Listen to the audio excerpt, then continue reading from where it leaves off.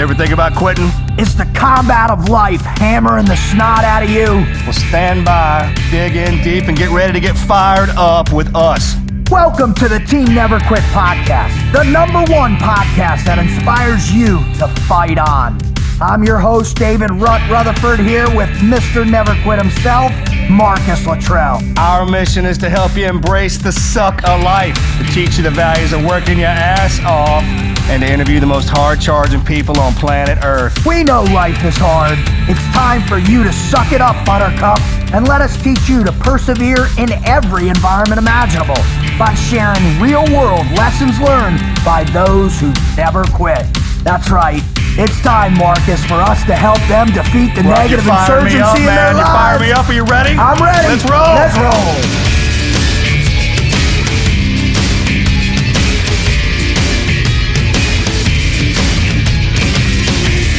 Marcus, one of the coolest things about the Team Never Quit podcast is that we don't settle. We're not just going to bring you all athletes. We're not just going to bring you all frogmen. We're not just going to bring you business people or solely this person or this group or that group. Negative, man. We are bringing you people from every walk of life. Hit you from all sides. Hit you from all sides because guess what? That's where the never quit mindset is required on all sides, right? Life is a 360-degree, omnidirectional, dynamic function, man. No matter how many, you want to admit it, you work hard and diligently and you study to elevate your game. Yeah, to get yourself in a certain, status in this country, right? Right. So we bring them from the highs and the lows because somewhere in between we're going to get around you and show you that, wow, that guy, I thought he was better than I was, and he did that. Well, this guy, I thought I was better than he was, and he did that. I love when you call it from billionaires to bikers. That's what we bring it on, man. We're going to put you right in the middle of them. Right in the middle of them. And that's our mission. If this is your first time listening to the Team Never Quit podcast, welcome. If this is your 100th show and you've listened to one, I just read a reader's thing. She sent in, she goes, man, I listened to the Chad Fleming show 7 times. And I've listened to it for the last 4 days straight to get me going. And it's changed her life. So our goal, our mission, yes, we've done many things in our life to serve the greater good, right? That NIAD interview that we did, because I have to swim for PT, I can't run. And I'm going to tell you, I don't like getting in the pool. I'm like, all right, let's swim to Florida. And I turn that sucker on and get in there and go to work. It makes you when I do when I go down to the beach, right, and I do my workouts at the beach, and I go for my 1 mile swim, and at 500 meters, I'm just right? And I just think, what would Diana do at 50 miles? Well, I mean, because of the range we've had on here, so when it comes time to PT, you pull up Dave yelling in your ear. Period. You need to find Jesus, talk to Willie. Yeah, literally. If you're faced with incredible adversity psychologically, think of Colonel coming on today. Well, listen. If you want to get in somebody's head, think of Dave, the dude we got coming on right now. Oh, my God. Wait till you hear this I know that because he's been in mine. Oh, and yours. And mine many times, all right? Well, we'll get to that. But so if this is your first time listening, thank you so much. You can, if you want to learn more about us or this is your millionth time back, man, go, support us by subscribing to our podcast. I'll tell you how to do that in a second. But go to our website at teamneverquit.com/podcast.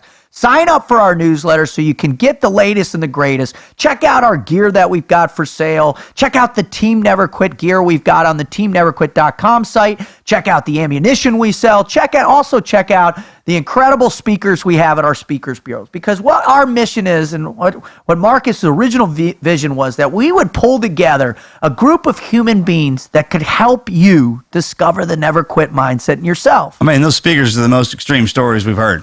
Hands down, That's why they're on that team. Hands down. I mean, it's kind of one of them deals to get selected to be on that team. You gotta know where it comes from, and so that's what we do. But what Marcus and I said is, how do we reach more people? How do we get out there beyond just Marcus and I speaking to the companies and teams and events we speak to, or to the books that we write? How do we go beyond that? And what is the best way is to reach you here in this podcast so we can connect you with the greatest stories you've ever heard, the greatest stories in order to ignite the legend inside you. And that's what we do. And that's our mission here. So if you've listened to the story, you know, we always like to start it out with something unique, whether it's a historical moment story or it's a interesting bit that we like to call What You Gonna Do, or just read an incredible Never Quit story that our listeners send into. And if you've got a great Never Quit story, please send it in on our Share a Story section, because we want to hear them. And if they're amazing and they really touch us, either one of us or the people that read them with us, you know, we'll read it on the air. And if it's super good, what's going to happen, Marcus? Well, I'll bring you on board. You're coming on. You're going to be on the show. We'll interview you on the show for the Team Never Quit podcast. But today, because we've got really an amazing guest, one of the most brilliant guys who've created a whole unique field of psychology, before we get into it with him, we're going to have a little fun. So we're going to do the what you gonna do phase, right? That's what we're going to do, is the what you gonna do. Now our executive producer, we call him the Wizard, right? He writes these amazing things we've never heard before, we've never read before, we've never even thought about them before, and he gives them. And so the first one we did, you know, I read it to Marcus. Marcus solved it in about 30 seconds. So what we're going to do is we're going to tandem this now, and it's going to be what Marcus and I would do as we read the story. So Marcus, Team. it's a team effort. All right, go ahead, bud. All right, down from the Wizard. Here is our mission, if we choose to accept it. Yeah. Something like that. All right. An alien technology of incredible power has just paralyzed the minds of everyone within the District of Columbia. Well, that's already happened. Hi. He stole this. He would just come on the front page of the papers. That's what this is, right? Locking them into a vegetative state and grinding the U.S. government to a halt. For some reason, everyone has decided that this is a bad thing and has called upon y'all to negotiate with the alien force.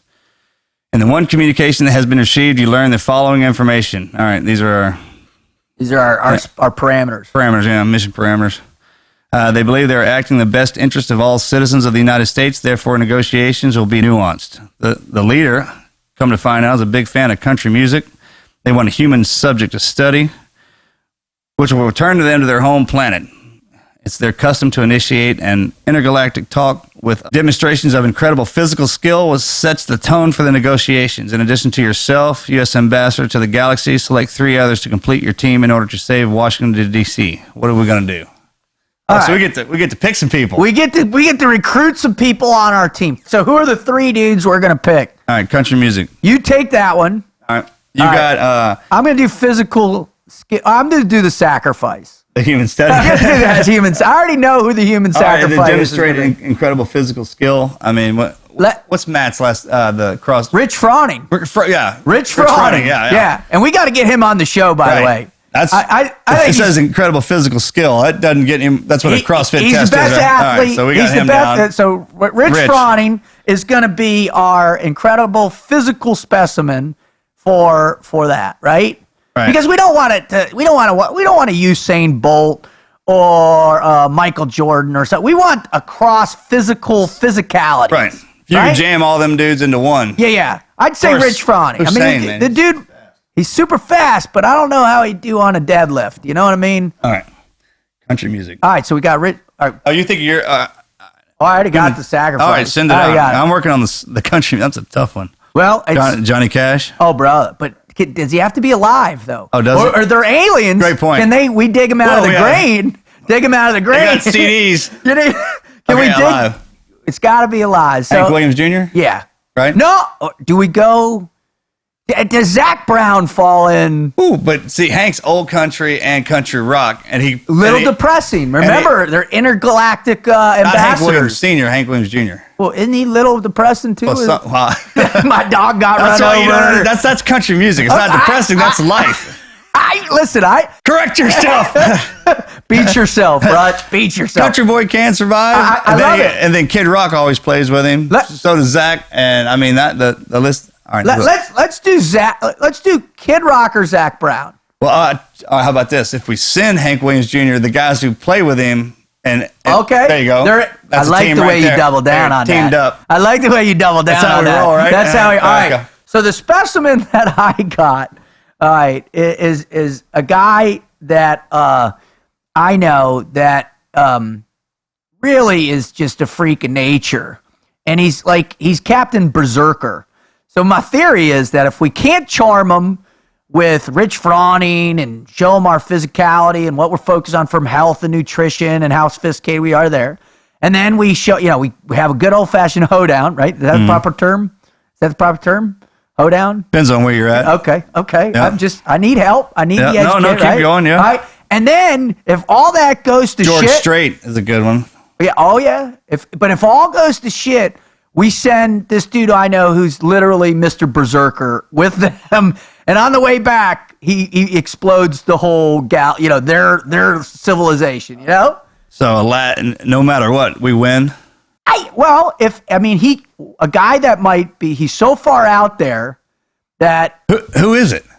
we can't say his name on the air. It's a dude from the teams that you and I both know. Oh, I know exactly what you're talking about. We talk about him all the time. Yeah. And that way, it'll be a great study for them, right? You never know. I mean, if you don't know him, you have no idea where you're standing with him. Ever. And either in front of him or beside him. You're like, damn it. You know what I mean? And if you do know him, he's so fascinating. Yeah. That you're like, wow, this is really interesting and out there. And then if it all goes to hell and they They'd have to study him, all right. You know what I'm saying? Because he doesn't give you anything. Nothing. Because you really don't know. But once you crack that egg open and you look in, man, you're looking at a banana. Sure. I just always assume, the assumption, right? It has to be that on a little bit. Yeah. After we acknowledged the fact that we were friends, I just left it at that and hoped that it was all good for the rest of our lives. Because I don't change anything to manipulate that friendship.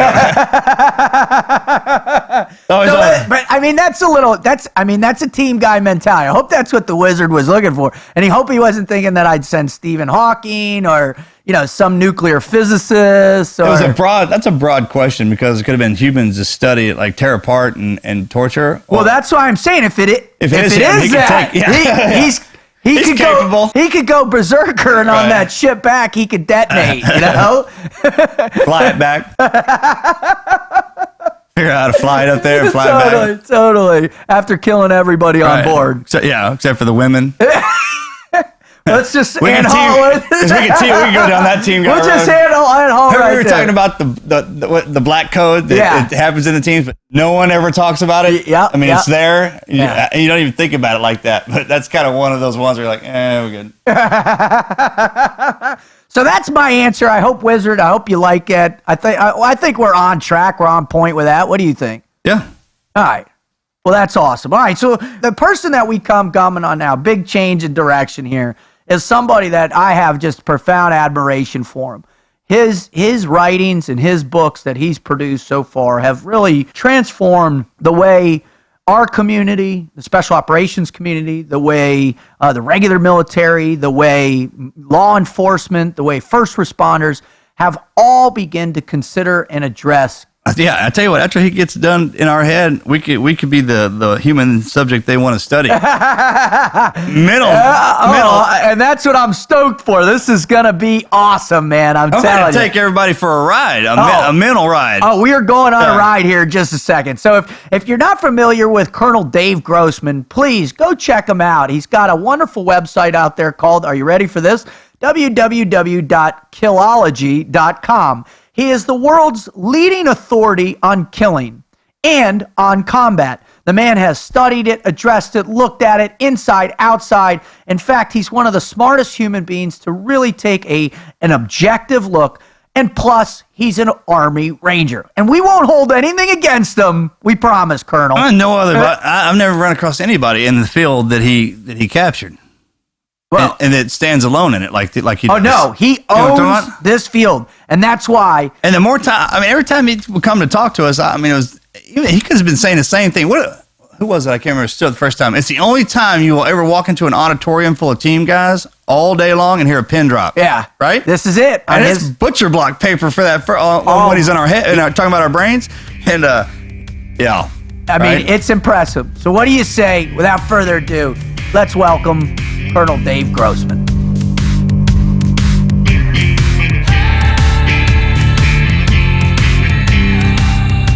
All right, so we are here. We've been going for a bit, and I'm sorry that I didn't I didn't press play. I knew that was going to happen. That I didn't press record early. Right as soon as he came up, anything coming out of his mouth is magical. I It's told you to gold, start. especially with you. So I'm over here doing shorthand. I'm like, you know what? all the listeners, that's a ding on me, Rut. I'll take the thing. And I'm not even going to lay this heavy one on you, brother. The best part, that was before you pushed. No, I'm kidding. So I apologize, but ladies and gentlemen, boys and girls, children of all ages, man, Marcus and I are so privileged because this man has played a personal role in Marcus's life and in his overcoming adversity and learning that never quit. He's played a huge role. One of those pillars that I had to go through. A literal pillar. Yeah. He's played a massive role in my life in terms of sparking my desire to want to understand human psychology and really dig into the human condition and why we choose to do things or choose not to. So without further ado, Lieutenant Colonel Dave Grossman, thank you so much for being on the show, sir. Oh man, it's my great honor, guys. These are, you guys are American heroes. But I wanted to dive right in, and we talked earlier that Marcus had come home from the lone survivor incident, and I was working with his doc and with him. We presented to his team before deployed. I presented to his team after they deployed, and they're ready to head out again to Ramadi. And Marcus's goal was to get back up on the horse, to get back out there. And I had the honor to talk to him at the time, and he talked about coming home 500 pounds PTSD. I like to make an analogy to post-traumatic stress. Mm-hmm. Post-traumatic stress is like putting on weight. Obese is post-traumatic stress disorder. Right. A lot of people have a few pounds. Not all that many are obese. A lot of people have some post-traumatic stress. Not all that many have post-traumatic stress disorder. But, the Marcus's doc at the time had said, he came home 500 pounds PTSD, and now he's 100 pounds. And I was able to tell him, I said, I asked permission ahead of time to discuss this. Marcus, great about it. But I said, I was able to tell him, look how far you've come in the last year. And knowing that next year, you'll be able to keep making progress. Sometimes the greatest love is not to sacrifice your life, but to live a life of sacrifice. And I think one of the greatest lessons is not some moment of valor, but Marcus getting back up on the horse, heading back out for the deployment, getting better. And I was in the car with two magnificent law enforcement officers last night, driving from Pennsylvania Airport to a presentation in Pennsylvania, an hour and a half drive. They're both combat veterans. They're both frontline law enforcement officers now, and they both had some baggage. And they came home from the war with baggage. Who doesn't? They processed that, and they were able to say, look how far I've come so far. I know that I can go even further. And they come out the other end stronger. I was with a major SWAT team a little while back, and during the break, they said, hey, Colonel, he says, no, the doc psyched this guy off the team, and now he's back on the team. Can we trust him? Yes, you can trust him. He's stronger from the experience. That's what kills me. That's what kills me the most right there is the falsehood of stigmatism that somehow working with a doctor, a trained professional, is going to inhibit your combat capability. That's like crazy. Working with, our BUDS instructors, every school we go to, that's not right. Every school we go to is trained stuff for anything. You might as well, our minds have been trained the whole way. If you have an SF doctor in your head, stand by. Twice as good, right? Yeah. Well, that's what I told him. I said, he's got a piece of paper that says he's sane. You got one of those? No, they don't. Meanwhile, he's still, hitting a half a bottle of Crown every night to deal with his stuff that he isn't being forthright and making him a better operator because of dealing with it. We've got our new Sheepdog Kids book. And it's deep. I love it. It's the front image, the image of an Iraqi boy hiding beside an American soldier. It's an actual photograph. Google boy hiding behind soldier, and it'll come up in the front image, that little lamb hiding behind this sheepdog. And it's an amazing photograph, but it's a children's book. It's now on Amazon.com, and it's powerful. And it wraps up by saying, sometimes the greatest love, and I Googled this, nobody's ever said it quite the same way, sometimes the greatest love is not to sacrifice your life, but to live a life of sacrifice. Well, how many of us, our parents, are our heroes? Amen. What did our parents ever What great act of valor did our parents ever do? They got up every morning. They went to that job. They got that paycheck. They paid for us to have the home and the clothes and the things that we have. And that daily sacrifice of going to work and to live that life of sacrifice is one of the greatest lessons that we have of all. We can all talk about that moment or two when we needed to hang on. Courage, the Gurkhas say courage is hanging on for one more second. Yeah, I love those guys.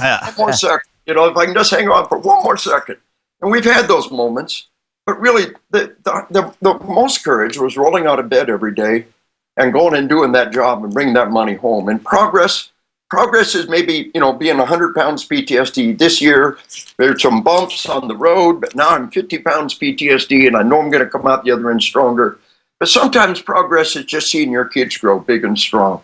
Sometimes progress is money in their college fund or money in the bank to take that vacation. Sometimes progress is just getting up in the morning and taking care of your family every day. That's one of the greatest achievements of all. Well, I take a step back and I look at Marcus, and I've known him now, 16 years now, and when I think about it, I don't even, yes, Red Wings is a point in time.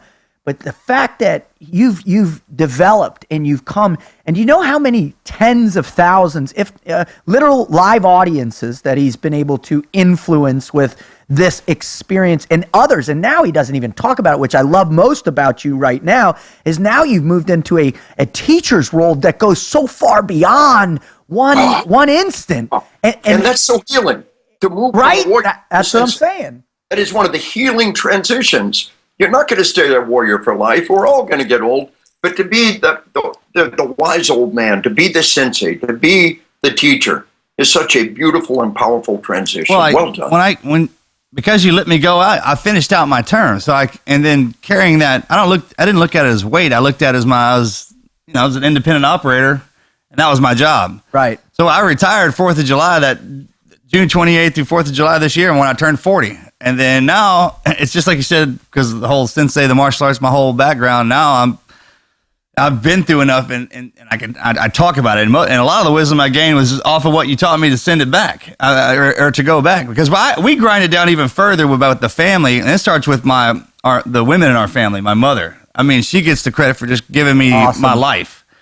And then all my accomplishments and all that PTSD that was, it was a weight on me because I was healing up my body. As soon as my body got healed, it's just something, then it became a lesson learned. Because, I mean, that's what SEALs are, machines. And if guys who miss limbs, I mean, I'm mostly titanium. I consider myself a cyborg. That's a great thing for me because I always wanted to, that's how I looked at it. Like you were born this way. We just made you better. And once I heal up physical, the middle part is like, that's how much I can take. And I never look back. Yeah, that's what's awesome about it. Well, Colonel, before I will literally camp out and probe you, and he and I have 1,000 questions. But in the spirit of what the show is all about, it's all about bringing on amazing individuals like yourself to come on and share their greatest never quit story. So if you could just give because everybody knows you as this brilliant mind that spends so much time, helping all of us and helping people like in Sandy Hook and all over these places. But, I think one of the cool things is to share some of you that for everybody else. So could you share a great never quit story of yours with our audience? Well, let me give you two. Awesome. And the first one's the kind we'd expect, Ranger School. Days without food, days without sleep. It was raining. We're doing a night movement, and a rucksack on your back. I had the M60 machine gun slung over my shoulder at that time. And just following the ranger eyes of the guy in front of you. Cat eyes. Totally exhausted, totally wiped out. And we're climbing up this incredibly steep ravine. And I thought the only honorable way out is to be injured. And on the next one, I'm going to let go and fall. The next one, I'm going to let go and fall. No, the next one. I love it. One more. And then I'm going to let go of this next one. I'm going to fall in that ravine. I'm going to get hurt, and I don't have to do it anymore. And for me, it was literally hanging on for one more second. It was one of the That's how I darkest made it through hours. Hell Week. I've probably gone about 3 days without food, 2 days without sleep. It's hard for most people to grasp the depth. But it was kind of like after that, nothing else in life was really hard. Yeah. I've heard people say, they're under fire in Vietnam, and they look at their friend and they grin and say, well, at least we're not still in Ranger School, not still in buds, Amen. We got a full meal in our tummy. We got a warm, dry place to sleep. Life is good. But I'll give you the other one.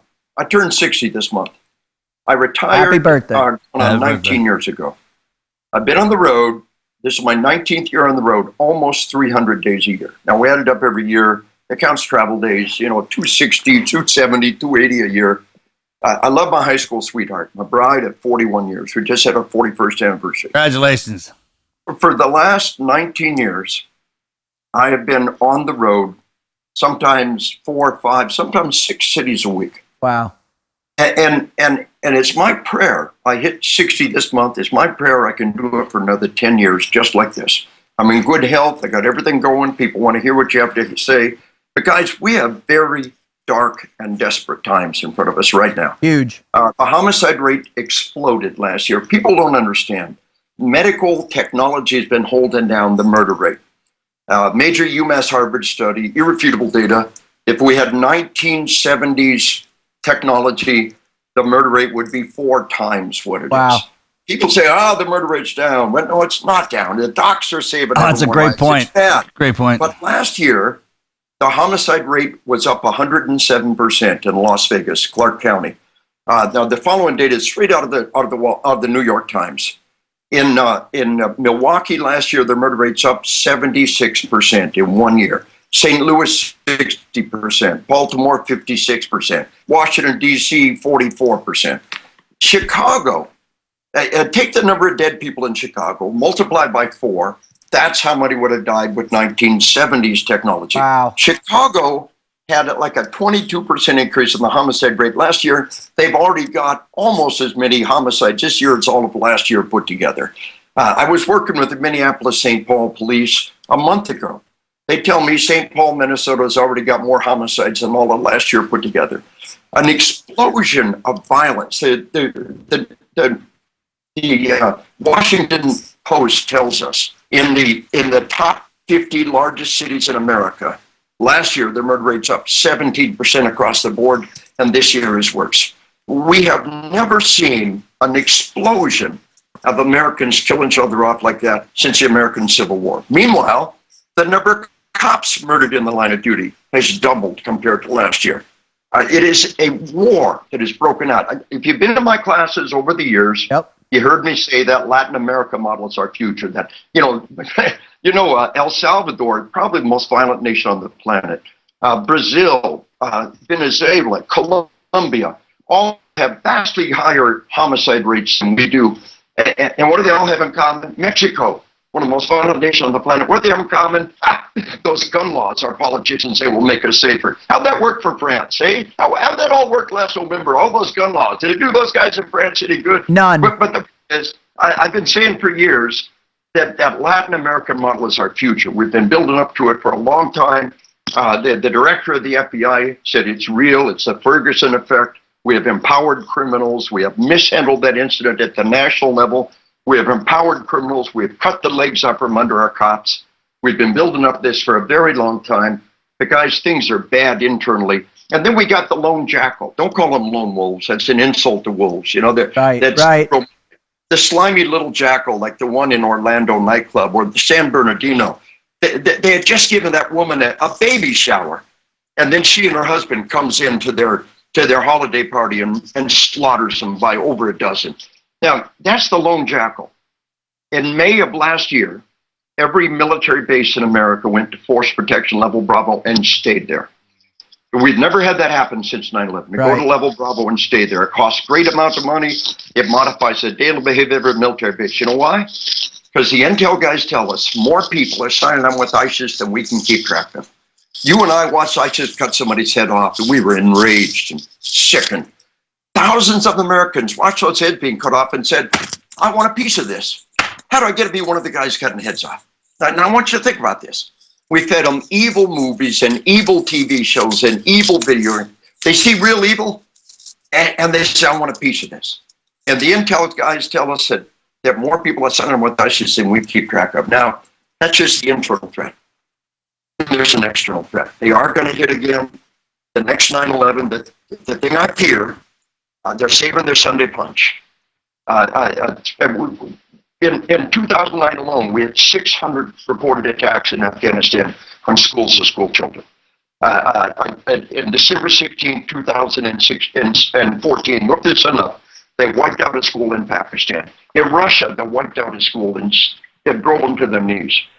But what's the one thing they did not do in Mumbai? They did not do in Brazil, in Paris or Brussels. What they did not do in London and Madrid was to hit the schools and hit the daycares. Exactly. I believe with all my heart. I pray that I'm wrong. They're saving the Sunday punch, and they're going to hit us. They're going to drive us to our knees. And if they're successful, not a parent in the nation will send the kid to daycare the next day. Not a parent in the nation will send their kid to school the next day. Wow. It happened in Pakistan a year and a half ago. Yep. They wiped out the school in Pakistan. And here's the crazy part. Half the attackers were, quote, Arab terrorists. Yep. This Peshawar, Pakistan, all the way across Pakistan, all the way across Iran, until you come to Iraq, the first Arab nation. What in the hell were a bunch of Arabs doing wiping out a school in Pakistan? Well, you make a very good argument. It's Al-Qaeda doing a dress rehearsal. In Beslan, that school in Russia wiped out, 2004. Yep. A big chunk were Arab terrorists. What in the hell were a bunch of Arabs doing wiping out a school in Russia? And again, you can make an argument it's a dress rehearsal. They're saving their Sunday punch. They don't need to train people to fly airplanes. They don't need, and what if we knew it was coming? What if we knew they were going to hit 10 daycares, 10 school buses, 10 elementary schools tomorrow morning? What would we do? Well, how do you get armed security in 500,000 school buses? Texas can do it. Texas got a grant with the deer rifles there in every school bus in Texas. New York ain't got a prayer. But the point is, very dark and desperate times are upon us. There have been other hard times. I tell people, don't you dare give up on this nation. You think this is bad? Look at 1812 when they burned Washington to the ground. Look at the Civil War. We killed off by hundreds of thousands. Look at the living hell of the trenches of World War I or World War II. We fought for survival on two fronts. Look at the Cold War, decade after decade. Korea, Vietnam, thermonuclear holocaust. Ain't no great life. There have been other hard times. We made it through those hard times as Americans stood up and sacrificed. And it's our turn to sacrifice. And it's my prayer that I can keep doing this. I think 70, 75 is a pretty good time to start tapering back. Right now, I'm 60 years old this month. I'm going up as much as I have ever done, and I've got all the energy and all the health to keep doing it. This ain't hard. Warm, dry place to sleep every night. Nobody kicks me out of those planes at 1,200 feet in the middle of the night anymore. You cannot abuse this in a commercial airliner. I have no sympathy for somebody who whines about a commercial airliner or a nice hotel room, you know? Life is good. And if my sacrifice is to see my wife 1 or 2 nights a week, condo visit, clean underwear, back on the road, that's not too much to ask. I got a son who's a U.S. Air Force combat controller with 7 combat tours. Invasion of Afghanistan, right out of the pipeline. It's a combat control, chopped to a ODA every step of the way. 7 combat tours. And this is a new British generation coming home. These kids are strong. Yeah. Amen. Anytime you talk to yourself, anytime you think you got a bad over here, look at what the kids are doing over there. Ain't nothing over here hard. Suck it up and drive on one more day. Roll out that bed every day. Give it 100%. That's the ultimate never quit moment, is to roll out of that bed every morning, to go out there and do that job set before you every day to the utmost of your ability, and to never quit until the lightning bolt strikes you down and you can no longer do it. That's the never quit morning, every morning when you walk out that door and give it 100%. Well, sir, that certainly is. I mean, when when people are thinking to themselves as they're in their hole and what can I do, I think a lot of times it's what can I do that I feel something for me, right? And they're not framing it in that place of servitude like you do, like Marcus does, like I do. So what, in your mind, how do people awaken to the reality of our current situation? what shift in thinking can help them, begin to perceive what you're describing as real, and it's going to affect them. What would you suggest to them? You know what? A couple of things. Eric Greitens just got the Republican nomination in Missouri. He's a man I'm proud to call a friend. I've co-presented with him before. I was rooting for him. I live across the border in the People's Republic of Illinois, which got a Republican governor and shall issue concealed carry. So miracles still happen, And we live up there now. My son and I have a gunsmithing business, sheepdogknifeandgun.com. Yeah. My son and I've got some really neat things happening. Here's our logo. Sheepdogknifeandgun.com. I love it. And, we're doing some fun stuff. Eric wrote a book, and I thought it was a darn good book. I've got a blurb on the back of his book about the heart and the fist. Yep. Boxer, a humanitarian who believed that the military had to get involved to change these places and protect the non-governmental agencies. Went to law school, Rhodes Scholar, boxer, went to Buds and was in Buds when 9/11 happened. Wrote a great book, but he talked about getting through Buds, and he was in a leadership position throughout it. He said, my darkest hour was when, and he talks about when he was all alone. They were given a chance to crash, as I recall, in a tent, and he didn't have any troops to worry about, didn't have anything to worry about except himself. And that was his darkest hour. That was the time when he was ready to quit. He was at his weakest.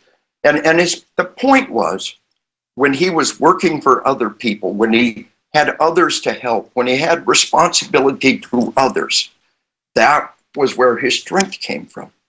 And for me, to get out there every day, to have an audience of cops in the front lines, when I ask most of my cops, I sell books. My book on combat, issued in the DA Academy, issued in the Marshals Academy, on combat. Required reading for Naval Special Warfare, by the way. Required reading. Army and Air Force recommended reading. And I sign books for them, and I ask them, what do you do and how you like it? You would be amazed how many cops say, I love my job. I love it every day. And you'd be amazed. The vast majority say that. And I tell them, isn't that a neat thing to say? How many people go to work every day, take a bite of a dirt sandwich, make a living? And how many people can truly say they love what they do? But these cops do what they do. Nobody's in that job for the money. Not one cent, yeah. They're not doing that job for the money. Oh, what happens when it kicks off, like same way with the military, when the guys who are already in. I mean, when we go to war, the guys who are real military go to war, and then. So, I mean, the cops are having a bad time right now, which that needs to be, that shouldn't even be up for, you shouldn't even be able to have a conversation about that. Well, I want to go. Shouldn't even not even exist. I want to go back to this. I mean, now that you brought it up, man, this is a real deal, and we're seeing, Colonel, why are the killings up? All right. The director of the FBI laid the foundation. He said the Ferguson effect is real. He said that essentially we've empowered criminals at the national level, and we've cut the legs up from under our cops, and our cops are backing off. And it's like, imagine you're in a fob, and you don't do any patrolling, you don't do anything but hunker down in the fob. You do the bare minimum that you can do on the forward operating base, and no aggressive patrolling. Don't take it to the bad guys. Don't keep the bad guys on the run. You're going to lose. You're going to die. Absolutely. And instead of doing stop and frisk, instead of doing aggressive policing, the cops nationwide have pulled back. The homicide rate has doubled in our inner cities and up 17% across the board. When you focus on the inner cities, it's all happening in the inner cities. Homicide rate has exploded. The cops have backed off. All we got to do to make them appreciate cops is just back off and let all hell break loose. Oh, we said so much. I was like, hey man, you want to make anybody appreciate police officers? Pull them back. Pull them back. This 20% increase in the homicide rate in Chicago, and they've equaled that number already this year. It's all happening in the inner cities. It's come unglued. But what's happened is the American public are rallying behind our cops. Now, Wall Street Journal does an opinion poll every December. Last December, the opinion of law enforcement, this is before Dallas, before Baton Rouge, the opinion of law enforcement was up 11%, 13% across the board. Every demographic group, every age group, it was up, and on average across the board, the opinion of law enforcement up 13%. But recruiting is in the pits. Oh, we like you. We stand behind you. We support you, but we don't want to be you. We don't want to be you. We want to get hammered. Oh, sure. We don't want to get shot at now. Hey, it is a absolute fact from what I've seen traveling around and doing on the lecture series is that most Americans don't like to deal with other people's crap, right? Yeah. They just don't. So the fact somebody wakes up in the morning and goes to be trained and then just and put on a uniform to go deal with other people's shit lets you know that they're not a racist. I mean, you may find one in there, but overall, man, you're talking about somebody who's good. And what kind of country do you live in when you can pick up the phone and somebody shows up to help you? Literally. To deal with your crap. If you think for 1 second that you are the man and you can handle all your business, whatever you have to call somebody to help you to do, and that's around the house, anything, lets you know just how unprepared you are. Amen. There's an angle on that, and that's important. The police response times have gone way down. All these homicides, all this violent crime. The cops, the Supreme Court has said the cops have no obligation to be there for you at your moment of truth. The police chief of Detroit said, "You're on your own. I can't promise my cops." Literally said it. He said that. He said, "Get a gun, train." The police chief of Detroit. He said, "Gun again, get a permit, train yourself, because we won't be there. Don't count on us." Yes. The cops are there. You know, you and I were deployed. I'm away from my family. I know my family will pick up a phone and a cop will show up to fight.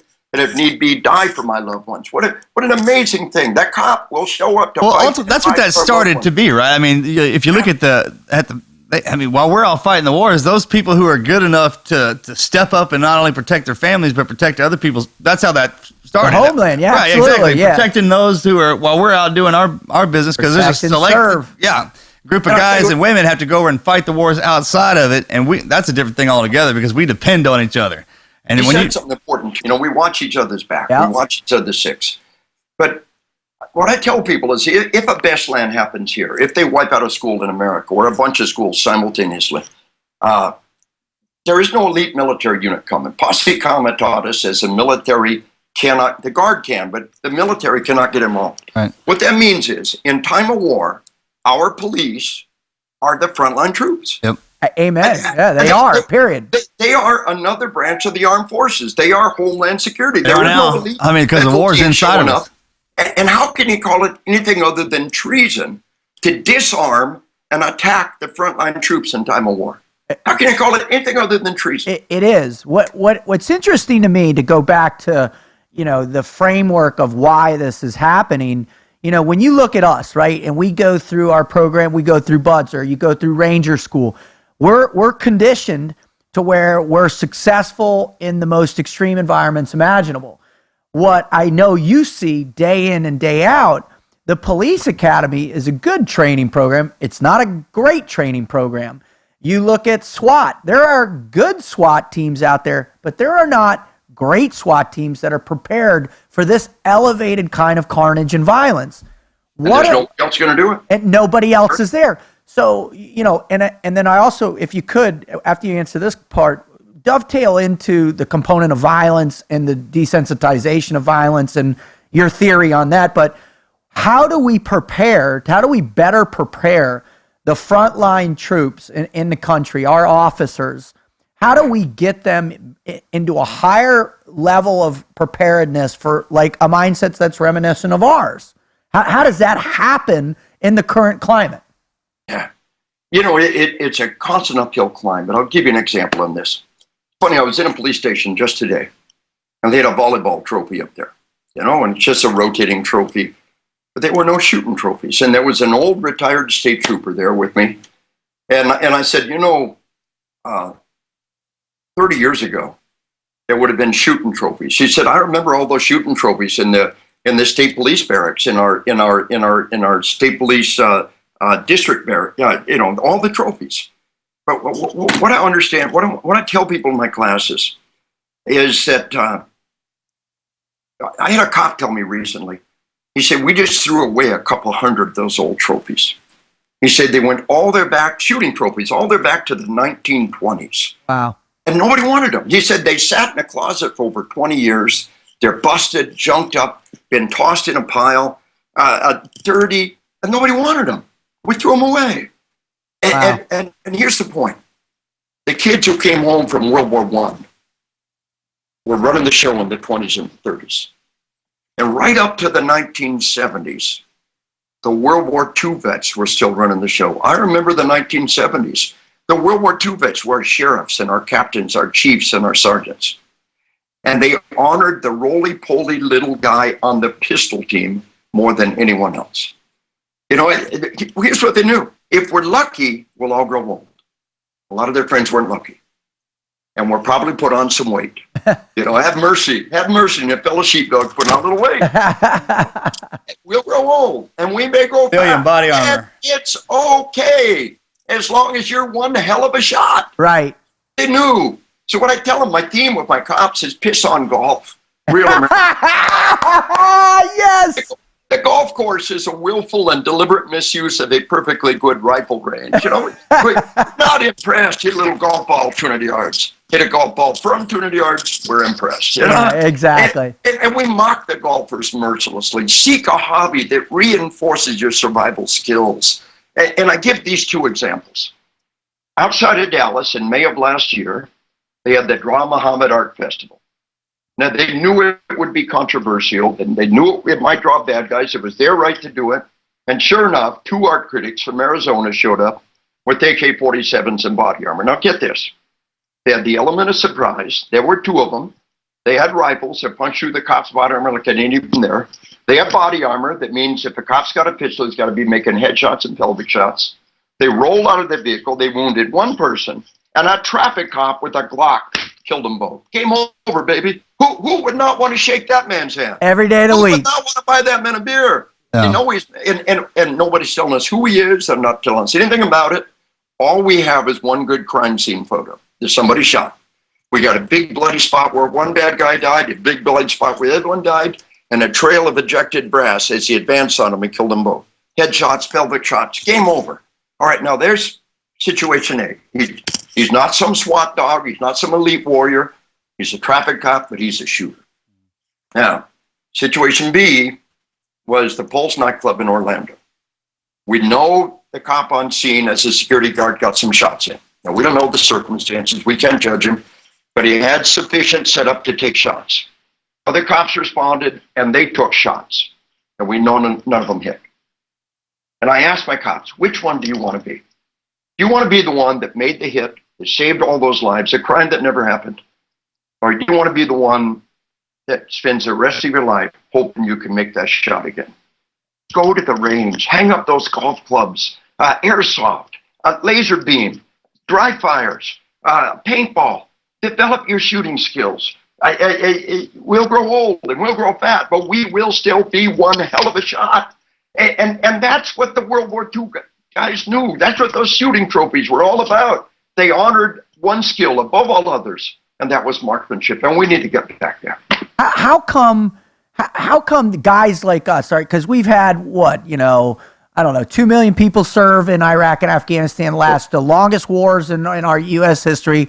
We've got incredible guys, especially when special operations. We've done a lot of work, how can we have a greater penetration to shift that attitude, to inspire those frontline people to raise, right, Marcus? I mean, I know you run into these guys all the time who come to you to ask for advice. Right, and what I tell them is with the way social media is, TV, the movies, and how actors, that everyone is teaching your kids something. As soon as they take your eyes off of you, they're on something else. Right. And I mean, who do you want your child to learn how to shoot a weapon from? Something they see on TV, or an instructor who teaches them the safety? Because that's how I had to learn. I couldn't even touch a weapon until I was 12, 13. I kind of deal on the first you had a stick, and then and all the Red Ryder BB gun and all that stuff. So it was an evolutionary process.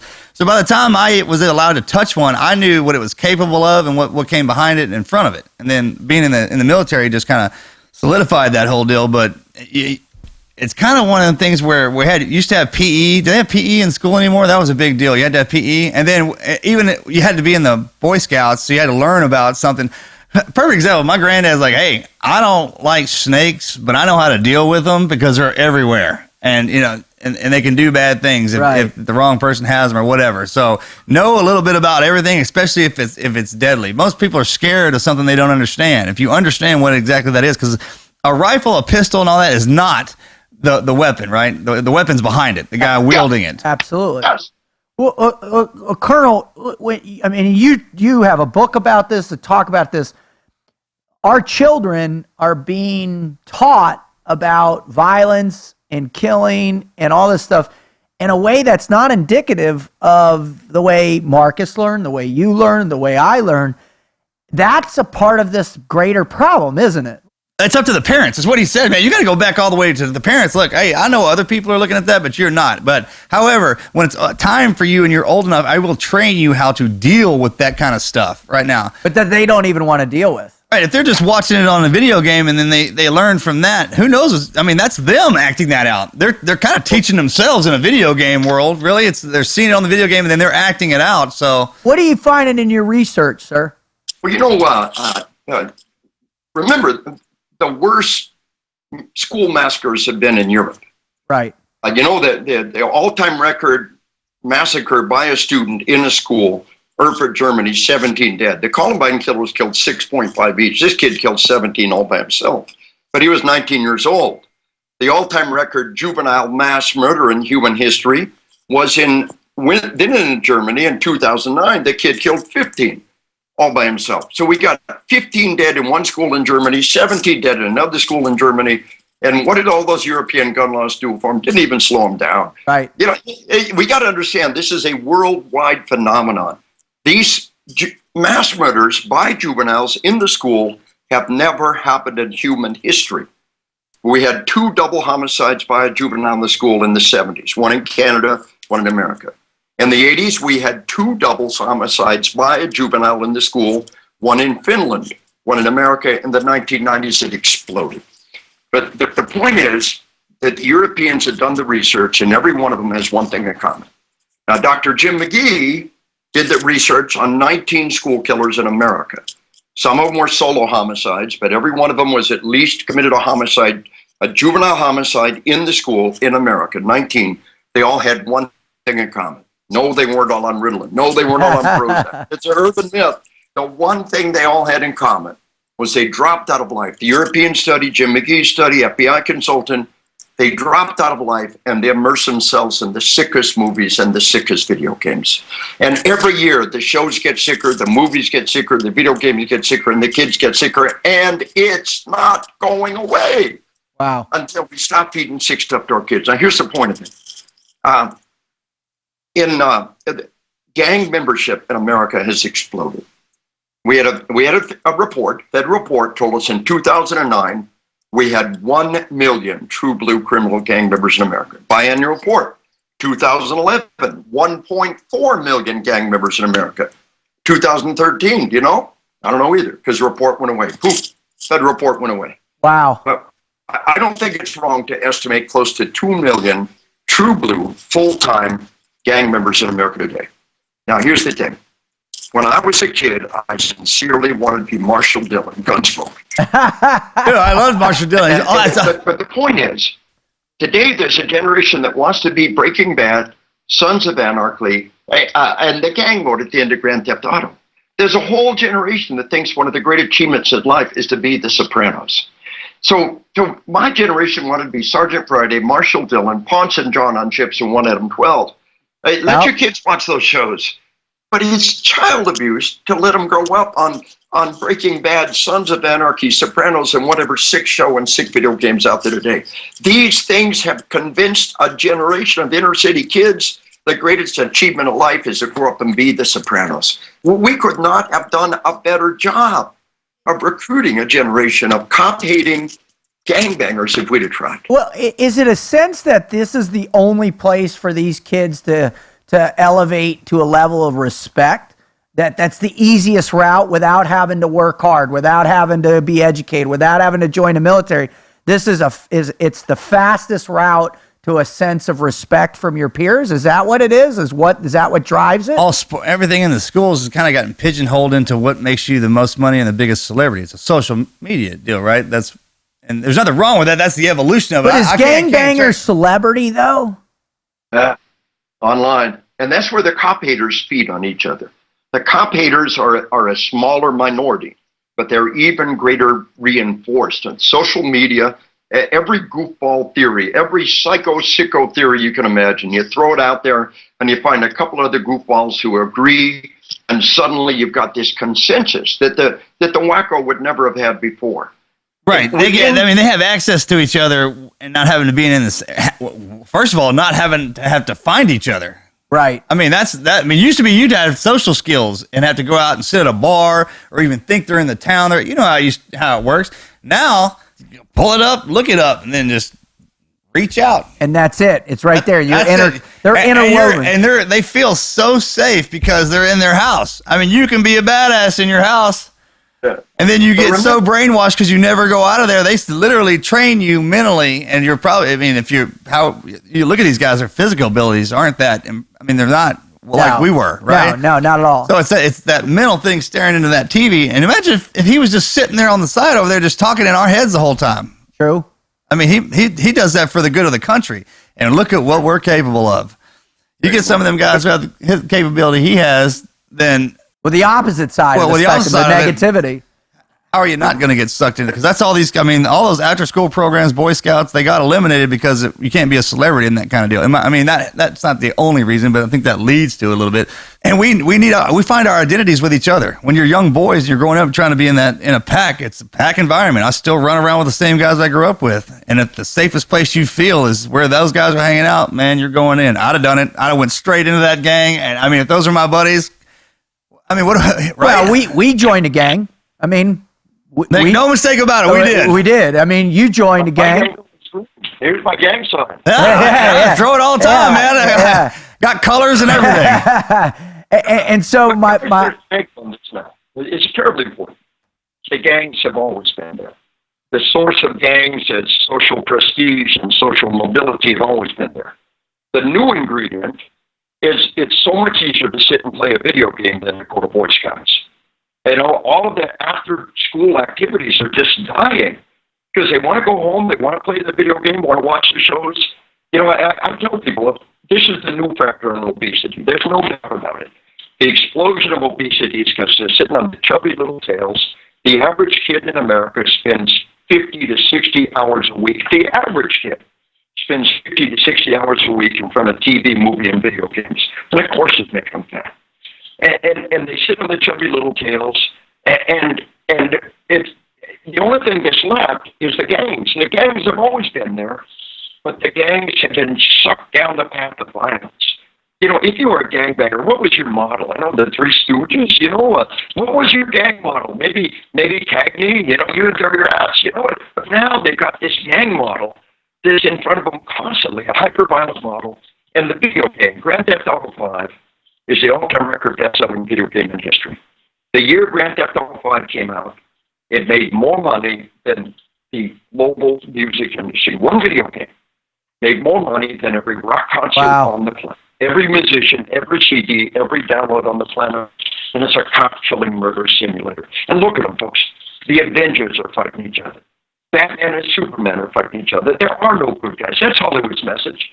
There are no good guys. Our heroes are all dark anti-heroes. Can't we have plain old heroes no more?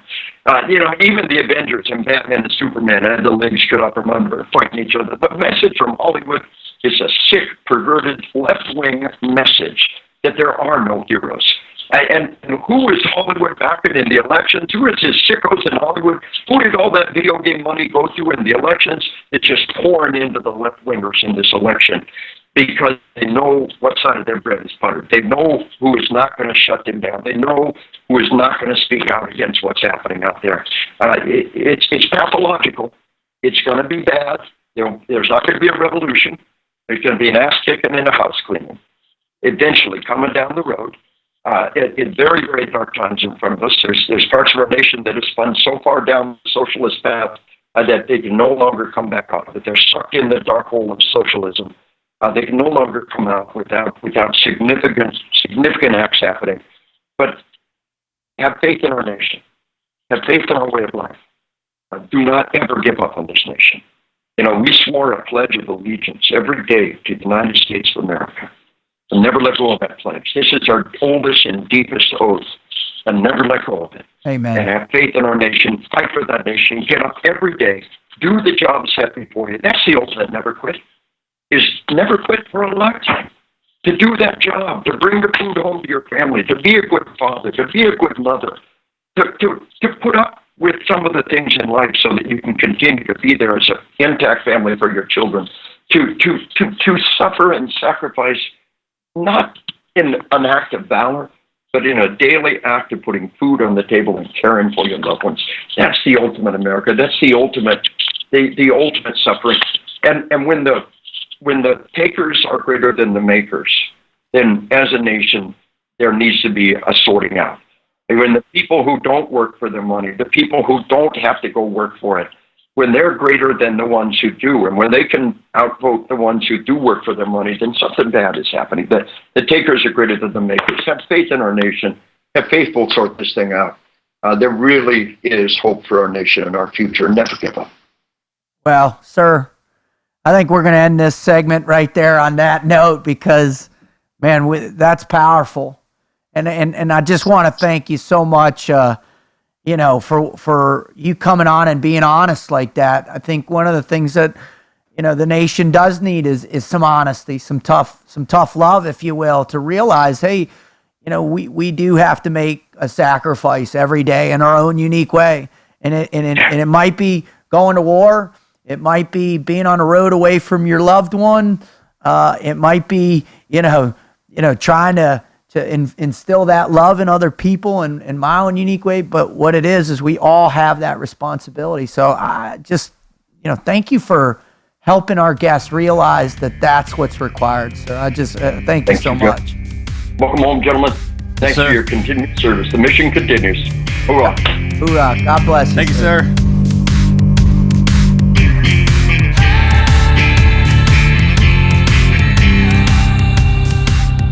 I mean, seriously, that dude, 300 days a year, that cat is out there. That's that one I carry in my phone in a recording. Yeah. Seriously. Like cut pieces out. Check. Yeah, as the perpetual reminder. Right. You know how I learned that and be like, all right. I mean, well, what was it like? I mean, when you first met the guy, I mean, was he that focused even back then? Yeah, I met him just like we all did. Right. I was in the Coliseum. Right. Then when I came back, part of my debrief to get back online was through that. Yeah. And he said it was kind of one of the deals when he was smiling. When I sat down, he's like, good to see you again. He goes, I was like, I'd like to go back over with him. Okay. No, I mean, we pulled over the side. He talked to me, and then I check in with him. But it was the best thing that ever. Yeah. I needed that. He's powerful. He's powerful. So just frame it in a reference point for us that makes sense. Right. I mean, we're trained in every other aspect of it. So, I mean, he's the one that trained us on killing, on combat. All I needed was a retune, went back in it, and good to go. Then when I got out, same thing. Yeah. Yeah, I mean, it's easy day. Well, think about his mission now and the magnitude. I mean, he's got to train, a whole generation of people that are so ill prepared for what's coming down the pipe. Yeah, he goes through. That's the beautiful thing about it is he can reach through the generational gap because on killing, on combat's the same. No matter what. Right. I mean, the kids are evolving, and that part's different and desensitized. And the great part when we were talking about that conversation of the kids playing the video games, well, the mental aspect on killing and on combat is the same as the physical. We train in both, right? As SEALs, the one thing that we have going for us so far is that these kids that are those guys who are training themselves mentally on those. They just sit there and get fat as shit, and they can't go out and fight and run. You know what I mean? Well, the airsofters are starting to do. No, right. But luckily, the airsofters are still wanting to look and dress like us. Yeah, right. And there is an enemy, and that when he was talking about the family, I think that's the most important thing. In the Pledge of Allegiance, I remember when I was saying the Pledge of Allegiance when he was talking about that, I was literally pledge allegiance to the God of the country. I mean, that was like it all blended together. Yeah. And the founders put God and country because even if you don't believe in God, you believe in your countrymen who believe in God. That kind of a centered thing. And then once you pull that out, and the perfect example is when all these shooters are jumping off, everyone's running in the opposite direction. if you truly care about each other and love each other, You'd run to it. shoot at the shooter, right? Yeah. Not just yelling at him. Yeah. And I mean, anybody listening out there, them guys coming in there aren't trained like SEALs, Rangers, Green Beret, all that stuff like that, man. They're scared. And as soon as they establish that dominance, just like a video game, Yep, that's I it. gotta turn around and scream at them to see what happens. Do something. Yeah. Well, I'll tell you what, man, that just having him on is such a blessing. I just feel, so I hope as a listener, you're hearing it. And you know, I know the quality was a little choppy, and I apologize about that, but that's the world of tech. He was calling in through Skype from his whatever, but you could hear it, and you got the gist. There's only a couple bad parts, but you got the gist of what that man was saying. And the reality is, it's up to you to sacrifice in order to perpetuate this beautiful thing called America. Yeah. And it's a sacrifice. And we are in dark days, and you might be in your own personal dark days. But as long as you put it out there for someone else, right? As long as I think about Marcus here and serve him on the other side of this table on the microphone so we can serve you, that's going to make me better. Sure.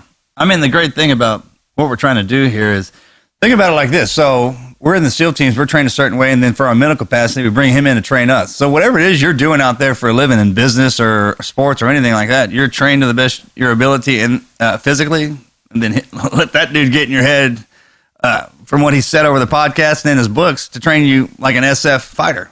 Absolutely. Then go. And that's a great point. And we, you know, Marcus and I both highly recommend his books on killing, his book on combat. Read his book about the violence in our children. All right, the guy is not just a hardcore, hard charge and kill 'em ranger at all. The guy is a brilliant man who is doing lots of good around the world for people in preparedness for this mindset of where we're going.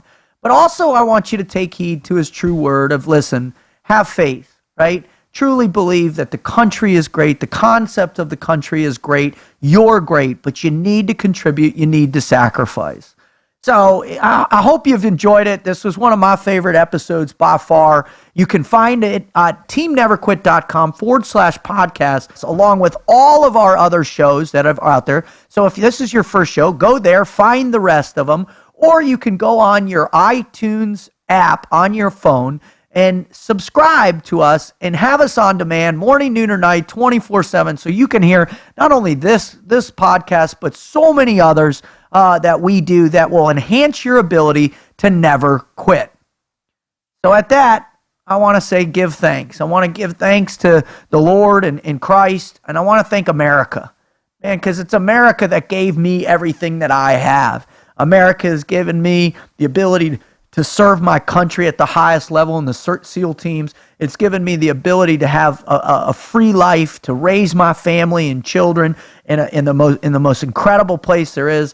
I want to thank America for everything that you've given me and what you're giving me right now in this platform to share these stories and the greatness within the Never Quit mindset to all the people out there. So thank you.